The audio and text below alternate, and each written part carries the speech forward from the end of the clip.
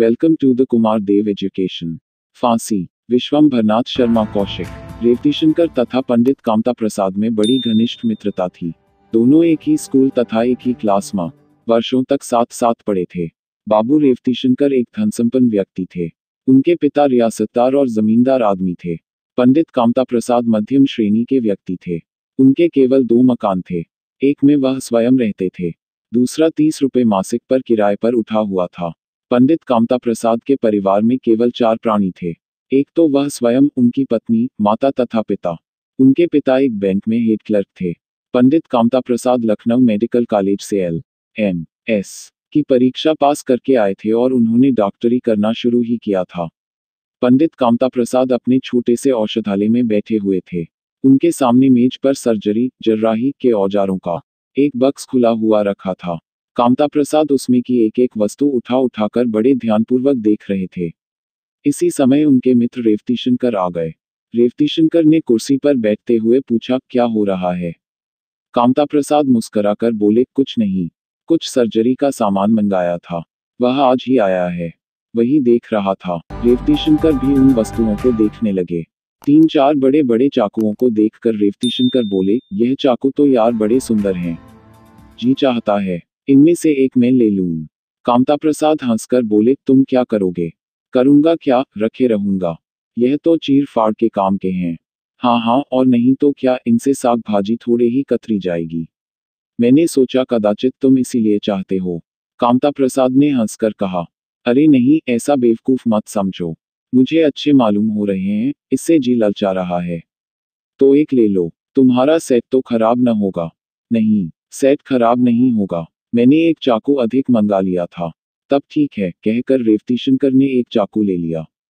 बड़े तेज चाकू हैं, रेवतीशंकर ने उक्त चाकू की धार पर उंगली फेर कर कहा। सर्जरी में तेज ही की आवश्यकता होती है। जितना तेज औजार होगा, ऑपरेशन उतना ही शीघ्र तथा अच्छा होगा। रेवतीशंकर चाकू को एक कागज में लपेटकर जेब में रखते हुए बोले, यदि मुड़ने वाला होता तो बड़ा ही सुंदर होता। सर्जरी वाले चाकू मुड़ने वाले बहुत कम होते हैं, इतना बड़ा चाकू तो कभी भी मुड़ने वाला नहीं होता। कुछ रोगी ओगी आने लगे कि नहीं? अभी बैठते हुए दिन ही कितने हुए? 1 महीने से अधिक तो हो ही गया होगा। तो फिर क्या बहुत दिन हो गए? साल 6 महीने में कुछ प्रैक्टिस चमकेगी, अभी तो केवल हाजिरी है। कुछ हर्ज न हो तो आओ चले घूम आएं। मुझे काम ही कौन है, चलो चलें। किधर चलोगे? चलो इधर बाजार की ओर चलें। बाजार की तरफ चल के क्या लोगे? चलना है तो इधर बाहर की ओर चलो। संध्या समय है, खुली वायु का आनंद लें। बस तुम तो वही डॉक्टरी की बातें करने लगे। कौन हम रोगी या दुर्बल हैं? यह शिक्षा आप रोगियों के लिए सुरक्षित रखिए। खुली वायु तो सबके लिए लाभदायक है, इसमें रोगी निरोगी की कौन सी बात है? खैर इस समय तो बाजार की ओर चलो, फिर देखा जाएगा। अच्छी बात है, जैसी तुम्हारी इच्छा। कामता प्रसाद ने औजारों को बक्स में बंद करके अलमारी में रख दिया और नौकर से बोले, रामधन, हम घूमने जाते हैं। तुम 7:30 बजे बंद करके चाबी घर पहुंचा देना।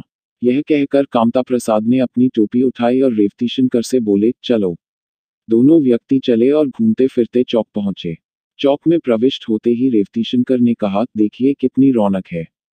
जंगल में यह आनंद कहाँ? कामता प्रसाद मुस्कुराकर बोले, निस्संदेह जंगल में तो यह भीड़ भाड़ नहीं मिलेगी। आदमियों की ही तो रौनक होती है। जहां आदमी नहीं, वहां क्या रौनक हो सकती है? अपनी अपनी रुचि की बात है। किसी को यह पसंद है, किसी को वह। इसी प्रकार की बातें करते हुए दोनों व्यक्ति मंद गति से जा रहे थे। हठात रेवतीशंकर ने कामता प्रसाद का हाथ दबाकर कहा, जरा ऊपर तो देखो। कामता प्रसाद ने ऊपर दृष्टि उठाई। एक छज्जे पर एक वेश्या बैठी हुई थी। वेश्या युवती तथा अत्यंत सुंदर थी। कामता प्रसाद बोले, यह कौन है? पहले तो इसे कभी नहीं देखा। जान पड़ता है कहीं बाहर से आई है। अच्छा सौंदर्य है। क्या बात है, हजारों में एक है। परंतु किस काम का? क्यों? वेश्या का सौंदर्य तो उस पुष्प के समान है, जो देखने में तो बड़ा सुंदर है, परंतु नीरस तथा निर्गंध है। अब लगे फिलॉसफी बघारने, इन्हीं बातों से मुझे नफरत है। झूठ थोड़े ही कहता हूँ। रहने दीजिए, बड़े तत्ववक्ता की दुम बने हैं। अच्छा ना सही, बोलो चलते हो? 5 मिनट बैठकर चले आएंगे, परिचय हो जाएगा। अजी बस रहने भी दो। तुम्हें हमारी कसम, केवल 5 मिनट के लिए। इस समय जाने दो, फिर किसी दिन सही।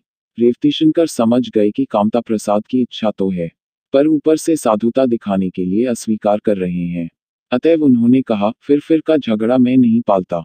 तुम जानते हो, मेरे जी में जो आता है वह मैं तत्काल करता हूँ। कामत प्रसाद ने कहा, तो यह कौन सी अच्छी बात है? न सही, पर स्वभाव तो है। कहा मानो इस समय टाल जाओ। टालने वाले पर लानत है। ओह, इतने मुगध हो गए। अच्छा, लौटते हुए सही, तब तक जरा और अंधेरा हो जाएगा। हाँ, यह मानी। दोनों व्यक्ति आगे बढ़ गए और आध घंटे तक इधर उधर फिरने के पश्चात लौटे। इस समय तक 7 बज चुके थे और यथेष्ट अंधेरा हो चुका था। जब ये दोनों उक्त मकान के नीचे आए तो ठिठक गए। रेवतीशंकर ने एक बार इधर उधर देखा और खट से जीने पर चढ़ गए। कामता प्रसाद ने भी उनका अनुसरण किया। उपरोक्त घटना के पश्चात 1 मास व्यतीत हो गया। रेवतीशंकर उक्त वेश्या के यहाँ स्वच्छंदता पूर्वक आने जाने लगे। उनके साथ कामता प्रसाद भी कभी कभी चले जाते थे। एक दिन संध्या समय रेवतीशंकर वेश्या के यहाँ पहुंचे। वेश्या ने, जिसका नाम सुंदरबाई था, रेवतीशंकर से पूछा, डॉक्टर साहब नहीं आए? हाँ, नहीं आए। वह बहुत कम आते हैं, इसका क्या कारण है? वह मेरे साथ के कारण चले आते हैं। वैसे वह वेश्याओं के यहाँ बहुत कम आते जाते हैं। सुंदरबाई मलानमुख होकर मौन हो गई। रेवतीशंकर ने पूछा, क्यों, डॉक्टर साहब की याद क्यों आई? डॉक्टर साहब बड़े भले आदमी हैं। मुझे वह बड़े अच्छे लगते हैं। रेवतीशंकर के हृदय में ईर्ष्या का बवंडर उठा। उन्होंने पूछा, उनके आने से तुम्हें कुछ प्रसन्नता होती है? हाँ, अवश्य होती है। उद्धरण डॉट डॉट डॉट और मेरे आने से? रेवतीशंकर ने सुंदरबाई के मुख का भाव देखकर समझ लिया कि वह मिथ्या बोल रही है। उन्होंने कहा, नहीं, मेरे आने से नहीं होती। क्यों, आप मेरा कुछ छीन लेते हैं क्या? सुंदरबाई ने किंचित मुस्कुराकर कहा। रेवतीशंकर सुंदरबाई से एक प्रेमपूर्ण उत्तर सुनना चाहते थे, परंतु जब उसने केवल उपरोक्त बात कहकर मौन धारण कर लिया तो उन्हें बड़ी निराशा हुई। उनके मन में यह शंका उत्पन्न हुई कि कदाचित सुंदरबाई डॉक्टर साहब से प्रेम करती है। इस शंका के उत्पन्न होते ही कामता प्रसाद के प्रति उनके हृदय में द्वेष उत्पन्न हुआ। रेवतीशंकर ने उसी समय निश्चय किया कि इस बात की जांच करनी चाहिए। उस दिन वह थोड़ी देर बैठकर चले आए। दूसरे दिन वह कामता प्रसाद के पास पहुंचे। उनसे उन्होंने कहा, कल सुंदरबाई तुम्हें याद कर रही थी। कामता प्रसाद ने नेत्र विस्फारित करके मुस्कुराते हुए कहा, मुझे याद कर रही थी? जी हाँ। भला मुझे वह क्यों याद करने लगी? तुम्हारे होते हुए उसका मुझे याद करना आश्चर्य की बात है। रेवतीशंकर शुष्क हंसी के साथ बोले, क्यों? मुझमें कौन से लाल टनके हैं? लाल क्यों नहीं टनके हैं? तुमसे उसे 4 पैसे की आमदनी है, मेरे पास क्या धरा है? तुमने अभी तक उसे 100-200 दे ही दिए होंगे, मैंने क्या दिया? फिर भी वह तुम्हें याद करती है। इसीलिए याद करती होगी कि उनसे कुछ नहीं मिला, कुछ वसूल करना चाहिए। सो यहाँ वह गुड़ ही नहीं जिसे चींटियां खाएं। खैर, जो कुछ हो, आज तुम मेरे साथ चलो। क्षमा करो, नहीं, आज तो चलना पड़ेगा। भाई साहब, मेरी इतनी हैसियत नहीं जो वेश्याओं के यहाँ जाऊं, मैं गरीब आदमी हूँ। यह काम तो हमारे जैसे धनी लोगों का है। तो वह कौन तुमसे रोकड़ मांगती है? मांगे कैसे? जब कुछ गुंजाइश पावे तब तो मांगे। आपकी तरह मैं भी रोज आने जाने लगूं तो मुझसे भी सवाल करे। अजी नहीं, यह बात नहीं। अच्छा खैर, आज तो चले चलो। माफ करो। अरे तो कुछ आज जाने से वह तुम्हारी कुर्की न करा लेगी? नहीं, यह बात नहीं। तो फिर वैसे ही, जहां तक बिचून अच्छा ही है। आज तो चलना ही पड़ेगा। खैर, तुम जिद करते हो तो चला चलूंगा। दोनों सुंदरबाई के मकान पर पहुंचे। डॉक्टर साहब को देखते ही सुंदरबाई का मुख खिल उठा। उसने बड़े प्रेमपूर्वक उनका स्वागत किया। रेवतीशंकर सुंदरबाई के व्यवहार को बड़े ध्यानपूर्वक देख रहे थे। सुंदरबाई ने पूछा, डॉक्टर साहब, आप हमसे कुछ नाराज है क्या? डॉक्टर साहब ने मुस्कुरा कर कहा, नहीं, नाराज होने की कौन सी बात है। उद्धरण डॉट डॉट डॉट तो फिर आते क्यों नहीं? एक तो फुर्सत नहीं मिलती, दूसरे हम गरीबों की पूछ आपके यहाँ कहाँ? सुंदरबाई कुछ लज्जित होकर बोली, नहीं, आपका यह भ्रम है। हम भी आदमी पहचानते हैं। हर एक आदमी से रंडीपन का व्यवहार काम नहीं देता। आप में यह विशेषता हो तो मैं कह नहीं सकता, अन्य था साधारणतया वेश्याओं की यही दशा है कि उनके यहाँ धनी आदमी ही पूछे जाते हैं। नहीं, मेरे संबंध में आप ऐसा कभी न सोचिएगा। खैर, मुझे यह सुनकर प्रसन्नता हुई कि आप में यह दोष नहीं है। जब तक कामता प्रसाद बैठे रहे, तब तक सुंदरबाई उन्हीं से बात करती रही। रेवतीशंकर को उसका यह व्यवहार बहुत ही बुरा लगा। 1 घंटे पश्चात कामता प्रसाद बोले, अब मुझे आज्ञा दीजिए। सुंदरबाई ने कहा, आया कीजिए। हाँ, आया करूंगा। यह कहकर रेवतीशंकर से बोले, चलते हो? तुम जाओ, मैं तो जरा देर बैठूंगा। अच्छी बात है, कहकर कामता प्रसाद चल दिए। उनके जाने के पश्चात सुंदरबाई रेवतीशंकर से बोली, बड़े शरीफ आदमी हैं। रेवतीशंकर रुखाई से बोले, हाँ क्यों नहीं। इसके पश्चात दोनों कुछ देर तक मौन बैठे रहे। तदुपरांत रेवतीशंकर सुंदरबाई के कुछ निकट खिसक कर बोले, सुंदरबाई, मैं तुमसे कितना प्रेम करता हूँ, यह शायद अभी तुम्हें मालूम नहीं हुआ। सुंदरबाई ने कहा, यह आपकी कृपा है। रेवतीशंकर ने मुंह बनाकर कहा, केवल इसके कहने से मुझे संतोष नहीं हो सकता, प्रेम सदैव प्रतिदान चाहता है। चाहता होगा, मुझे तो अभी तक इसका अनुभव नहीं हुआ। अब होना चाहिए। अपने बस की बात थोड़े ही है। मैं तुम्हारी प्रत्येक अभिलाषा, प्रत्येक इच्छा पूर्ण करने को तत्पर रहता हूँ। फिर भी तुम्हें मेरे प्रेम पर संदेह है। न मुझे संदेह है और न विश्वास है। आप मेरी खातिर करते हैं तो मैं भी आपकी खातिर करती हूँ। केवल खातिर करने से मुझे संतोष नहीं हो सकता। मैं चाहता हूँ कि जैसे मैं तुमसे प्रेम करता हूँ, वैसे ही तुम भी मुझसे प्रेम करो। यह तो मेरे बस की बात नहीं है। होना चाहिए। चाहिए तो सब कुछ, पर जब हो तब न। वैसे यदि हमारे पेशे की बात पूछिए तो हम हर आदमी से यही कहती हैं कि हम जितना तुमसे प्रेम करती हैं उतना किसी से भी नहीं, परन तू मेरा यह दस्तूर नहीं है। मैं तो साफ बात कहती हूँ। आप हमारे ऊपर पैसा खर्च करते हैं, हम उसका बदला दूसरे रूप में चुका देती हैं। झगड़ा तय है। रही प्रेम और मोहब्बत की बात, सो यह बात हृदय से संबंध रखती है। आपका जोर हमारे शरीर पर है, हृदय पर नहीं। रेवतीशंकर चुप हो गए। उन्होंने मन में सोचा, यह निश्चय ही कामता प्रसाद से प्रेम करती है, तभी ऐसी स्पष्ट बातें करती है। यह विचार आते ही उनके हृदय में कामता प्रसाद के प्रति हिंसा का भाव उत्पन्न हुआ। उन्होंने कुछ देर पश्चात कहा, शायद तुम्हें आज तक किसी से प्रेम नहीं हुआ। सुंदर हंसकर बोली, यदि प्रेम हुआ होता तो हम इस तरह बाजार में बैठी होती। आप बच्चा किसी बातें करते हैं। हमारे पेशे से और प्रेम से बैर है। जो जिससे प्रेम करता है, वह उसी का होकर रहता है। रेवतीशंकर को सुंदरबाई के इस उत्तर पर यद्यपि विश्वास नहीं हुआ, परंतु कुछ सांत्वना अवश्य मिली। उन्होंने कहा, खैर, मुझसे तो तुम्हें प्रेम करना ही पड़ेगा। सुंदरबाई ने मुस्करा कर कहा, यदि करना पड़ेगा तो करूंगी, पर जब करूंगी तो हृदय की प्रेरणा से, जबरदस्ती कोई किसी से प्रेम नहीं करा सकता। एक दिन सुंदरबाई की माता को हैजा हो गया। सुंदरबाई ने कामता प्रसाद को बुलवाया। कामता प्रसाद ने बड़े परिश्रम से उसे अच्छा किया। चलते समय सुंदरबाई ने उन्हें फीस देनी चाहिए। कामता प्रसाद ने फीस लेना अस्वीकार करते हुए कहा, मैं इतनी बार तुम्हारे यहाँ आया, पान इलायची खाता रहा, गाना सुनता रहा, मैंने तुम्हें क्या दिया? इसलिए मैं तुमसे फीस नहीं ले सकता। उस दिन से कामता प्रसाद का आदर और भी अधिक होने लगा। इधर ज्यों ज्यों कामता प्रसाद का आदर सम्मान बढ़ता जाता था, त्यों त्यों रेवतीशंकर जल भुनकर राख होते जा रहे थे। वह सोचते थे, मैं इतना रुपया पैसा खर्च करता हूँ, पर मेरा इतना आदर नहीं होता, जितना कामता प्रसाद का होता है। मेरे जाने पर भी यद्यपि वह मुस्कुराकर मेरा स्वागत करती है, पर वह बात नहीं रहती। मुझसे वह कुछ खींची सी रहती है। यह बात वास्तव में सत्य थी। सुंदरबाई रेवतीशंकर से खींची रहती थी। इसके दो कारण थे, एक तो रेवतीशंकर उसे पसंद नहीं था, इस कारण स्वाभाविक खिंचाव था। दूसरे व्यवसाय नीति के कारण भी कुछ खिंचाव था। सुंदरबाई को अपने रूप यौवन पर इतना गर्व तथा विश्वास था कि वह उन लोगों से, जो उस पर मुग्ध होते थे, कुछ खींचे रहने में ही अधिक लाभ समझती थी। रेवतीशंकर के संबंध में उसकी यह नीति सर्वथा लाभप्रद निकली। रेवतीशंकर उसे प्रसन्न करने तथा उसको अपने ऊपर कृपालु बनाने के लिए, केवल कृपालु बनाने के लिए ही नहीं, वरन अपने प्रति उसके हृदय में प्रेम उत्पन्न करने के लिए, उसकी प्रत्येक आज्ञा शिरोधार्य करने के लिए प्रस्तुत रहते थे। इसके परिणामस्वरूप सुंदरबाई को उनसे यथेष्ट आय थी।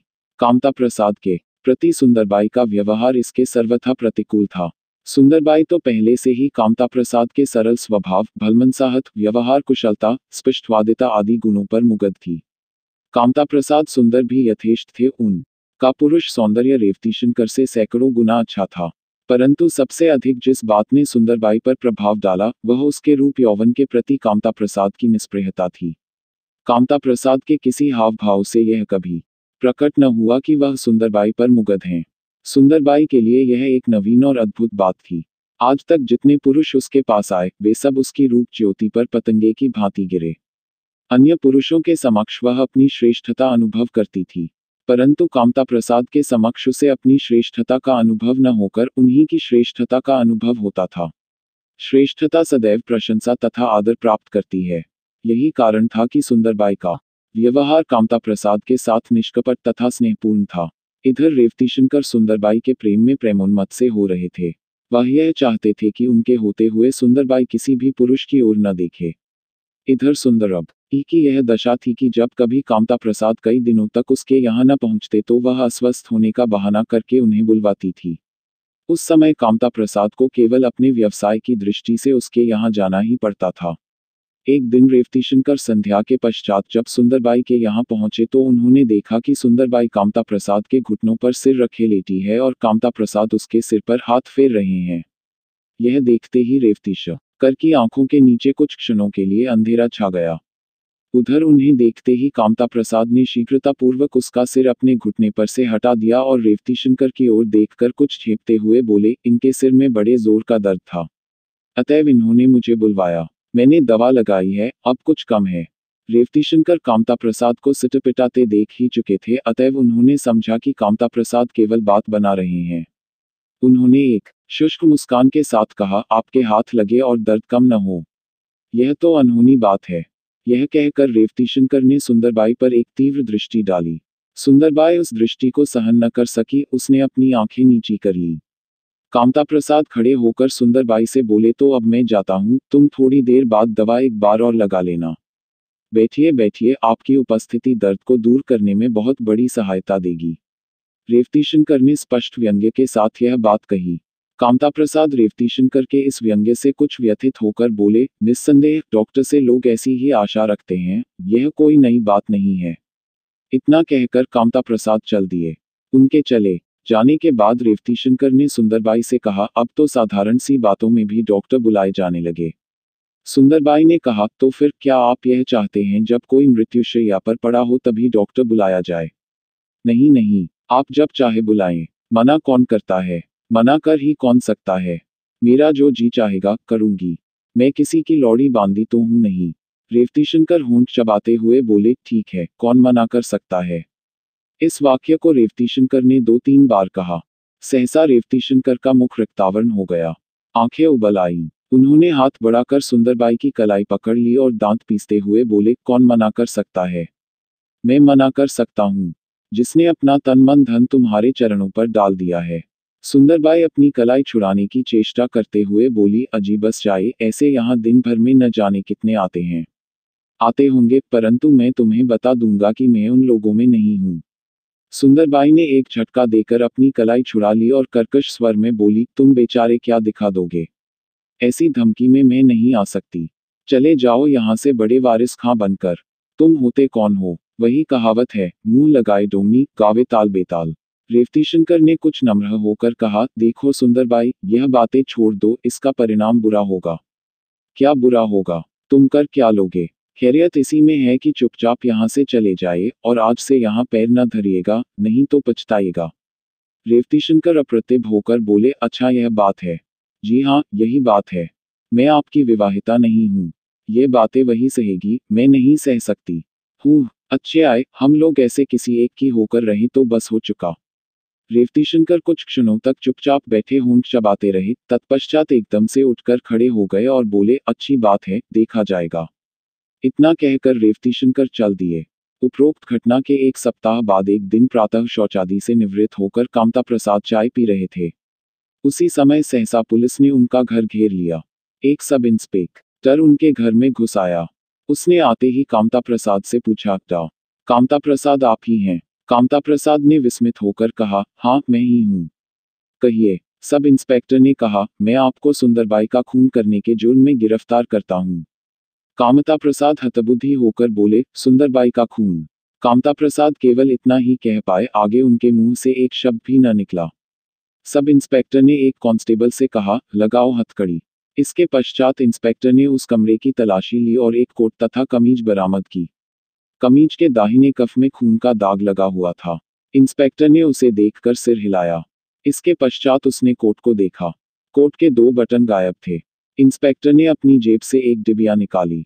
डिबिया खोलकर 2 बटन निकाले, उन बटनों को कोट के अन्य बटनों से मिलाकर देखा, दोनों बटन अन्य बटनों से आकार प्रकार में पूर्णतया मिल गए।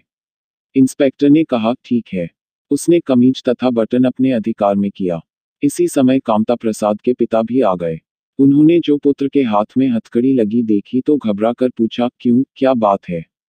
इंस्पेक्टर ने कहा, कल रात में सुंदरबाई नामी तवाइफ का कत्ल हो गया है। यहाँ कुछ ऐसी चीजें पाई गई हैं जिनसे यह साबित होता है कि सुंदरबाई का खून कामता प्रसाद ने किया है, इसलिए इनकी गिरफ्तारी की गई है।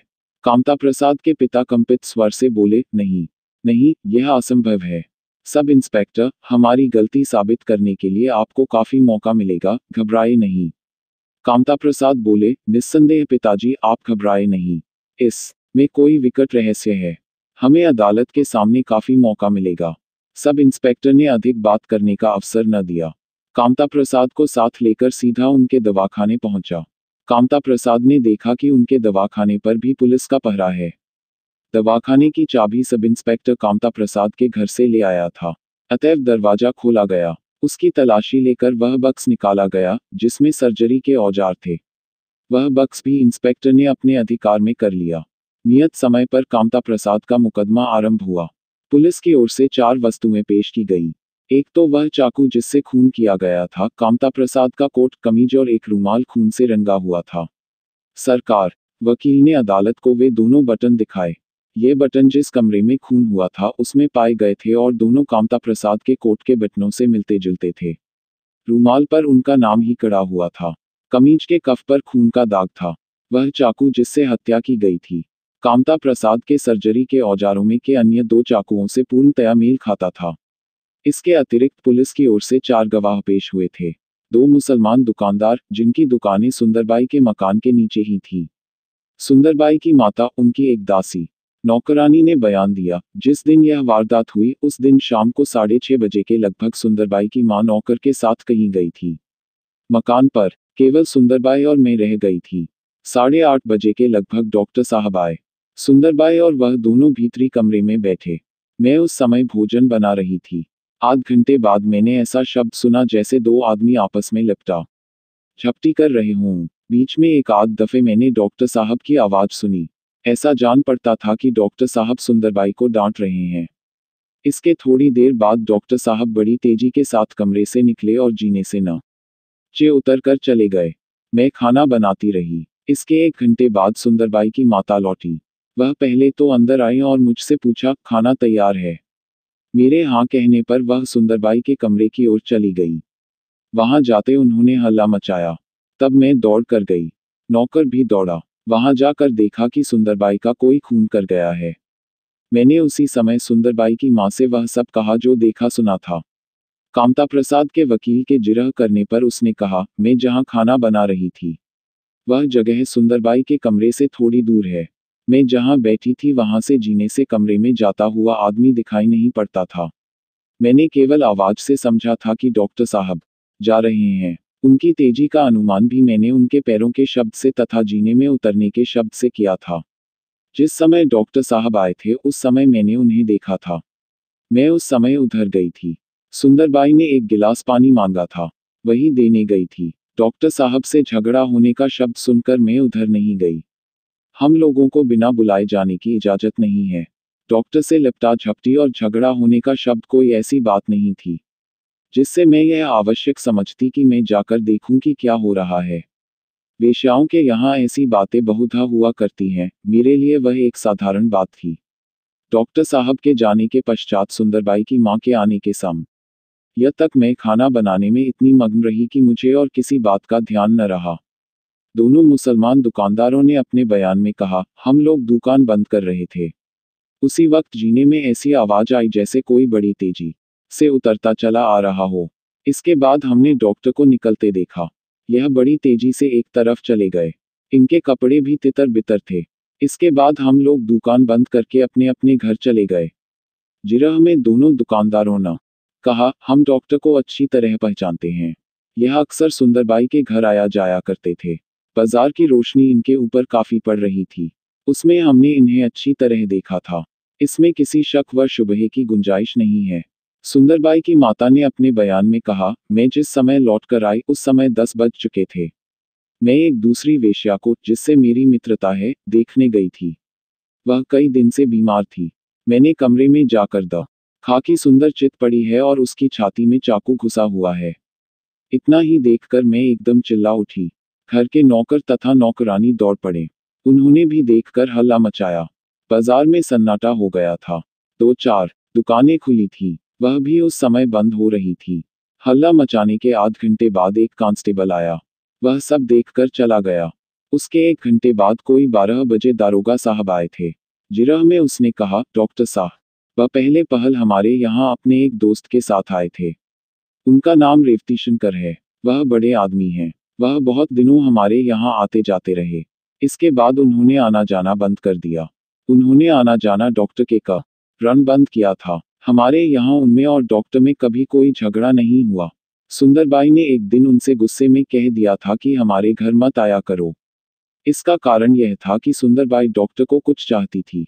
मेर विचार है कि डॉक्टर ने ही उससे कहा होगा कि रेवती शंकर को मत आने दो। एक दफे डॉक्टर साहब ने मुझे हैजे से बचाया था, तब से हम लोग उन्हीं को बुलाया करते थे। एक बार सुंदरबाई ने मुझसे कहा था कि डॉक्टर साहब का हृदय बड़ा कठोर है। इनके जी में जरा भी रहम नहीं है। मैंने उससे पूछा कि तुझे कैसे मालूम हुआ, तो इसका उत्तर उसने कुछ नहीं दिया था। कामता प्रसाद ने अपने बयान में कहा, मैं बहुधा सुंदरबाई के यहाँ जाया करता था।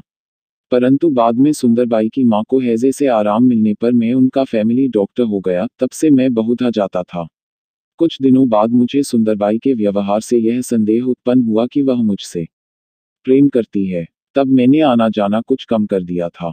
जब मैं उनका फैमिली डॉक्टर था तब बहुधा बुलाया जाता था। उस दशा में मैं जाने के लिए विवश था। बहुधा सुंदरबाई झूठ मूठा स्वस्थ बन जाती थी और मुझे बुला भेजती थी। इससे मेरा संदेह पक्का हो गया कि सुंदरबाई मुझसे प्रेम करती है। जिस दिन की यह घटना है, उस दिन मैं 8 बजे के बाद दवाखाना बंद करके घर जाने लगा तो मेरी इच्छा हुई कि सुंदरबाई के यहाँ होता चलूं। मैं उसके यहाँ गया। हम दोनों भीतरी कमरे में बैठे। पहले तो इधर उधर की बातें होती रहीं। इसके पश्चात सुंदरबाई ने मुझसे प्रेम की बातें करनी आरंभ की। मैंने उससे कहा कि मुझसे ऐसी बातें मत करो, परंतु वह न मानी। मैंने उसे फिर समझाया। मैंने उससे कहा, मैं अपनी पत्नी से प्रेम करता हूँ। इसके अतिरिक्त मैं किसी और स्त्री से प्रेम नहीं कर सकता। यह कहकर मैं उठकर चलने लगा। सुंदरबाई मुझसे लिपट गई। मैंने उससे डांटकर छोड़ देने के लिए कहा, पर वह न मानी। उसने उसी समय मेरी पत्नी के संबंध में कुछ अपशब्द कहे। उन्हें सुनकर मुझे क्रोध आ गया। मैंने उसे अपने से अलग करके जोर से ढकेल दिया। वह पलंग पर गिरी। उसका सिर पलंग के काट के तकिए से टकरा गया, जिससे उसके सिर से खून बहने लगा। यह देखकर मेरा डॉक्टरी स्वभाव जागृत हो उठा। मैंने झट जेब से रुमाल निकालकर खून पोंछा और घाव को देखा। देखने पर मालूम हुआ कि वह बहुत ही साधारण था। केवल चमड़ा फट गया था। जिस समय मैं घाव पोंछ रहा था, उसी समय सुंदरबाई पुनः मुझसे लिपट गई। तब मैंने वहां ठहरना उचित न समझा और अपने को उससे छुड़ाकर मैं तेजी के साथ नीचे सड़क पर आ गया और अपने घर की ओर चला गया।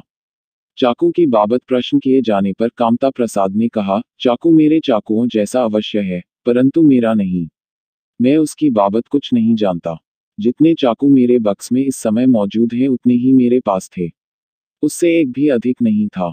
कामता प्रसाद के इतना कहने पर सरकारी वकील ने अदालत के सामने एक कागज पेश करते हुए कहा, यह उस कंपनी का इनवाइस बीजक है जहां से अभियुक्त ने सर्जरी का बक्स मंगवाया था। इनवाइस में 3 चाकू लिखे हुए हैं। अभियुक्त केवल 2 का होना स्वीकार करता है। यह तीसरा चाकू कहाँ गया? बक्स में इस समय 2 ही चाकू मौजूद हैं। अदालत ने इनवाइस, बक्स तथा जिस चाकू से हत्या की गई थी उसे देखकर कामता प्रसाद से पूछा, इनवाइस में लिखा हुआ तीसरा चाकू कहाँ है? कामता प्रसाद का मुंह बंद हो गया। उन्हें स्वप्न में भी यह ध्यान नहीं आया कि पुलिस ने दुकान की तलाशी लेते समय इनवाइस भी हथिया लिया होगा। कामता प्रसाद के मुंह से केवल इतना निकला, मैं निरपराध हूं, मैंने हत्या नहीं की। कामता प्रसाद सेशन सुपुर्द कर दिए गए। कामता प्रसाद के पिता ने उन्हें छुड़ाने की बहुत कुछ चेष्टा की। एकलौता बेटा फांसी चढ़ा जाता है, यह विचार उन्हें अपना सर्वस्व तक दे देने के लिए बाध्य किए हुए था। अच्छे से अच्छे वकील जुटाए परंतु कोई फल न हुआ। कामता प्रसाद के विरुद्ध ऐसे दृढ़ प्रमाण थे कि वकीलों की बहस और खींचातान ने कोई लाभ नहीं पहुंचाया। सेशन से कामता प्रसाद को फांसी का हुक्म हो गया। हाईकोर्ट में अपील की गई, परंतु वहां से भी फांसी का हुक्म बहाल रहा। इस समय कामता प्रसाद के माता पिता की दशा का क्या वर्णन किया जाए, जिसके ऊपर असंख्य आशाएं निर्भर थीं। जो उनके बुढ़ापे का स्तंभ था, वह आज उनसे छीना जा रहा है, और सदैव के लिए। उनका घर इस समय शमशान तुल्य हो रहा था। कामता प्रसाद की युवती पत्नी, जिसने यौवन में पदार्पण ही किया था, रोते रोते विक्षिप्त हो गई थी। और क्यों न होती। ऐसे योग्य, सुंदर, कमाओ और प्राणों से अधिक प्यारे पति को आंखों के सामने असमय और जबरदस्ती मौत के मुख में धकेला जाता हुआ देखकर कौन पत्नी अपने हृदय को वश में रख सकती है। फांसी होने के 2 दिवस पहले कामता प्रसाद के माता पिता तथा उनकी पत्नी उनसे मिलने गई थी। उस समय का वर्णन करना असंभव है। चारों में से प्रत्येक यह चाहता था कि एक दूसरे का मूर्ति सदैव के लिए हृदय में धारण कर ले, परंतु आंसुओं की झड़ी ने आंखों पर ऐसा निष्ठुर पर्दा डाल रखा था कि परस्पर एक दूसरे भली भांति देख भी न सके। हृदय की प्यास हृदय में हिमशिला की भांति जमकर रह गई। माता पुत्र को छाती से लगाकर इतना रोई कि बेहोश सी हो गई। उसके बैन सुनकर पाषाण की छाती भी फटती थी। हाय मेरे लाल, मैंने कैसे कैसे दुख उठाकर तुझे पाला था। हाय, क्या इसी दिन के लिए पाला था। अरे चाहे मुझे फांसी दे दो, पर मेरे लाल को छोड़ दो। हाय, मेरा इकलौता बच्चा है, यह मेरी आंखों का तारा, बुढ़ापे का सहारा है। क्या सरकार के घर में दया नहीं है? क्या लाट साहब के कोई बाल बच्चा नहीं है? अरे कोई मुझे न के सामने पहुंचा दो, मैं अपने आंसुओं से उनका कलेजा पसीज डालूंगी। अरे मेरा हाथी सा बच्चा कसाई लिए जाते हैं। अरे कोई ईश्वर के लिए इसे छुड़ाओ। हाय, मेरा बच्चा जवानी का कोई सुख न देख पाया। हाय, जैसा आया था वैसा ही जाता है। हाय, इस अभागी बच्ची पुत्रवधू की उम्र कैसे टेर होगी। अरे राम, तुम इतने क्यों रूठ गए? मैंने पाप किए थे तो मुझे नरक में भेज देते, मेरा बच्चा क्यों छीने लिए जाते हो? अरे कलेजे में आग लगी है, इसे कोई बुझाओ। कहाँ तक लिखा जाए, वह इसी प्रकार की बातों से सुनने वालों का हृदय विदीर्ण कर रही थी। जेलर भी रूमाल से आंखें पोंछ रहा था। पिता सिर झुकाए हुए चुपचाप खड़े थे, परंतु जिस स्थान पर खड़े थे वह स्थान आंसुओं से तर हो गया था, और कामता प्रसाद की पत्नी, वह बेचारी लज्जा के मारे कुछ बोल नहीं सकती थी। उसके हृदय की आग ऊपर फूट निकलने का मार्ग न पाकर भीतर ही भीतर कलेजे में फैलकर तन मन भस्म किए डाल रही थी। अंत में जब न रहा गया, जब भीतरी आग की गर्मी सहनशक्ति की सीमा पार कर गई, तो लज्जा को तिलांजलि देकर वह एकदम दौड़ पड़ी और पति की छाती से चिपक गई। हाय मेरे प्राण, मुझे छोड़ कहाँ जाते हो? केवल यह वाक्य उसके मुख से निकला। उसके पश्चात वह बेहोश हो गई।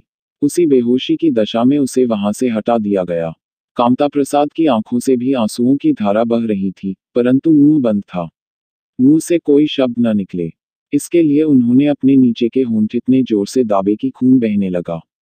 समय अधिक हो जाने के कारण जेलर ने भेद की समाप्ति चाही, परंतु कामता प्रसाद के पिता ने कहा, कृपा कर 5 मिनट तो और दीजिए, अब तो सदैव के लिए अलग होते हैं। जेलर ने कहा, मेरा वश चले तो मैं आप लोगों को कभी भी अलग न करूं, नियम से विवश हूं। खैर 5 मिनट और सही। कामता प्रसाद की माता और पत्नी दोनों बेहोश हो जाने के कारण हटा दी गई थी। केवल उनके पिता रह गए थे। कामता प्रसाद ने कहा, पिताजी, यह तो आपको विश्वास ही है कि मैं निर्दोष हूं। पिता ने कहा, क्या कहूं बेटा, मेरे लिए तू सदैव निर्दोष था। कामता प्रसाद, मैं केवल कुसंगत का शिकार हो गया। कुसंगत में पड़कर न मैं वेश्या के घर जाता, न यह नौबत पहुंचती, खैर भाग्य में यही बदा था। परंतु इतना मुझे विश्वास हो गया कि समाज न्याय की ओट में अन्याय भी करता रहता है। न्याय का नियमों को इतना अधिक महत्व दिया जाता है कि वह अन्याय की सीमा तक पहुंच जाता है। उन नियमों के लिए मनुष्य की सज्जनता, सच्चरित्रता, उसकी नेक नियति का कोई मूल्य नहीं। बड़े से बड़े आदमी अच्छे मनुष्य के साथ उसकी क्षणिक कमजोरी के लिए भी वैसा व्यवहार करते हैं, जैसा कि एक अभ्यस्त अपराधी के साथ। यह न्याय है। यह वह न्याय है, जिसके आंखें और कान हैं, परंतु मस्तिष्क नहीं है। केवल 2-4 व्यक्तियों के कह देने सा और मेरी कुछ वस्तुओं को हत्या स्थल पर देखकर ही न्याय के ठेकेदार मुझे फांसी पर लटकाए दे रहे हैं।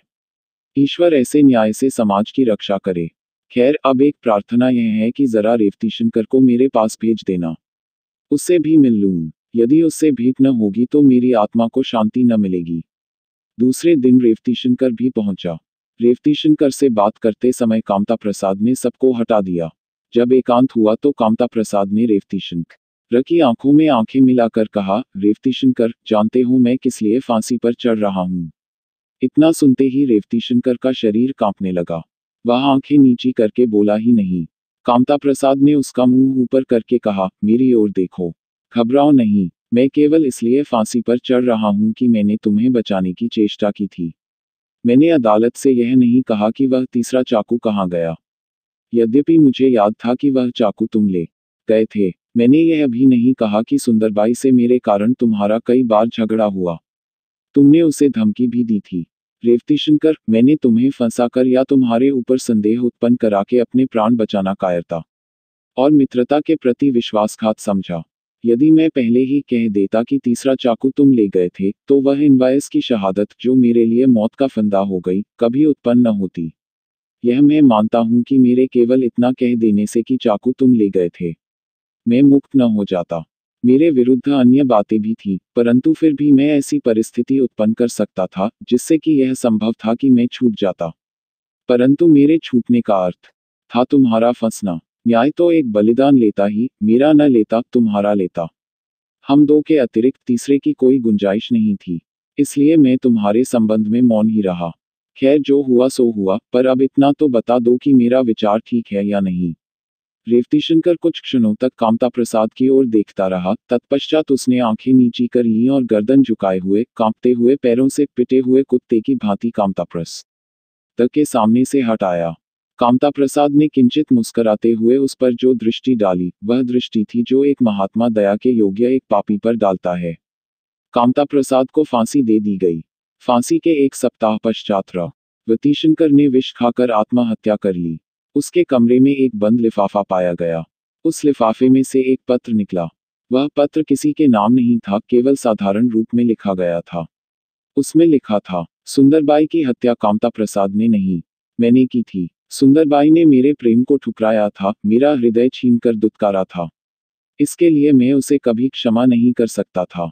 मैं उसके प्रेम में पागल था। उसके बिना संसार मेरे लिए शून्य था। जिस दिन उसने मुझे अपने घर आने से रोक दिया, उस दिन से मैं विक्षिप्त सा हो गया। मैं इस चिंता में रहने लगा कि या तो उसे अपना बनाकर छोड़ूं या फिर उसे दूसरों के लिए इस संसार में न रहने दूं। मैं उसके मकान का चक्कर काटता रहता था, पर उस दशा में भी मुझ में इतना आत्मगौरव था कि मैं उसके मकान पर नहीं गया। जिस दिन मैंने उसकी हत्या की, उस दिन रात को 9 बजे के लगभग मैं टहलता हुआ उसके मकान के नीचे से निकला, इस अभिप्राय से कि कदाचित उसकी एक झलक देखने को मिल जाए। मैं उसके मकान के सामने जरा हट के खड़ा हो गया। मुझे खड़े हुए कुछ क्षण हुए थे कि कामता प्रसाद उसके मकान से उतरे। उनका वेश देखकर मेरी आंखों में खून उतर आया। उनके अस्त व्यस्त कपड़ों से मैंने कुछ और ही समझा। उस विचार के आते ही मेरे शरीर में आग लग गई। मुझे कामता प्रसाद पर जरा भी क्रोध नहीं आया, क्योंकि मैं जानता था कि उन्हें सुंदरबाई की जरा भी परवाह नहीं। मुझे क्रोध सुंदरबाई पर आया, वही उनसे प्रेम करती थी। मैं अपने को संभाल न सका और बिना परिणाम सोचे मैं चुपचाप चोर की तरह सुंदरबाई के कोठे पर चढ़ गया। ऊपर जाकर मैं बहुत ही दबे पांव सुंदरबाई के कमरे में पहुंचा। सुंदरबाई उस समय पलंग पर लेटी हुई थी। उसके शरीर के कपड़े अस्त व्यस्त थे। यह देखकर मैं क्रोधोन्मत्त हो गया। मैंने जाते ही एकदम से उसका मुंह दाब लिया, जिससे वह हल्ला न मचा सके। मेरे पास एक चाकू था। यह मैंने कामता प्रसाद से उस समय मांग लिया था, जबकि उसका सर्जरी का सेट आया था। उस सेट का एक चाकू मुझे बहुत पसंद आया था, वह मैंने उनसे मांग लिया। यह चाकू मुझे इतना पसंद था कि मैं उसे हर समय अपने पास रखता था। वह चाकू निकालकर मैंने उसकी छाती में घुसेड़ दिया। मैं उसका मुंह दाबे था, इससे वह चिल्ला न सकी। जब वह ठंडी हो गई तो मैं उसी प्रकार चुपचाप उतरकर अपने घर चला आया। मुझे किसी ने नहीं देखा था। बाजार की अधिकांश दुकानें उस समय बंद हो चुकी थीं। मैंने घर आकर अपने खून से भरे कपड़े तुरंत जला दिए और निश्चिंत हो गया।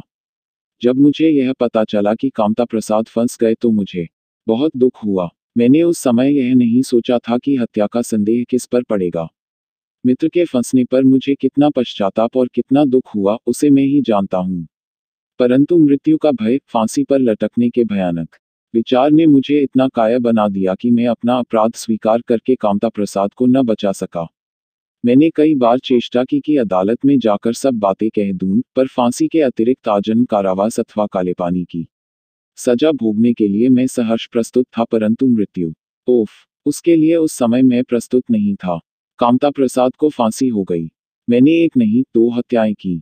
कामता प्रसाद को यह रहस्य मालूम था।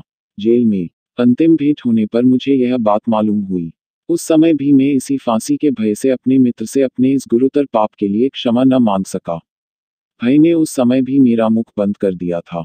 अब मेरे लिए संसार शून्य है। मेरी सबसे प्यारी चीज सुंदरबाई भी नहीं रही, दो हत्याओं का मेरे सिर पर भार है। पश्चाताप की ज्वाला से तन मन भस्म हुआ जा रहा है।